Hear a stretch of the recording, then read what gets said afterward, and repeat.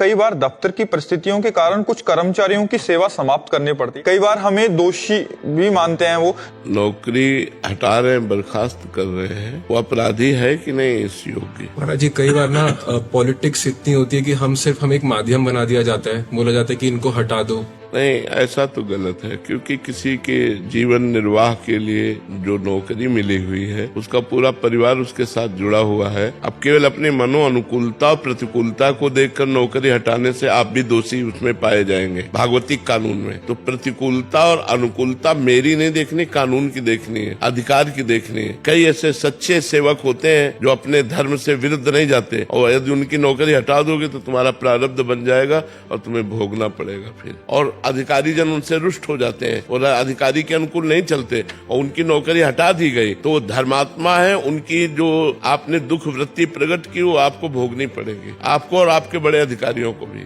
एक चीज और है महाराज जी, कई बार जैसे कंपनी लॉस में चल रही होती है तो वो बोलते हैं कि लोगों को हटाओ, तो वो भी एक पाप ही हुआ, या क्योंकि कंपनी अब ये दूसरा चैप्टर हो गया, वो चैप्टर अलग है। अब ये चैप्टर है कि हमारी क्षमता नहीं कि हम 500 आदमी रख सके, अभी तक 500 आदमी रखा, अब हमें 300 आदमी का निर्वाह कर सकते हैं, अब वो बात अलग हो गई। महाराज जी, अगर वो दोषी है वास्तविकता में, फिर वो रो रहा है, गा रहा है, अगर गलती करता है तो पहली गलती में हमें उसको निष्कासित नहीं करना चाहिए, पहली गलती में हमें चांस देना चाहिए और उसे सावधान कर देना चाहिए। अपराध की कोटि कुछ ऐसी है कि उसको निकालना ही है, फिर तो निकाल देना चाहिए, फिर निकाल देना। मतलब ऐसा नहीं कि छोटी सी गलती से उसको निकाल दें, वो एक अलग बात है।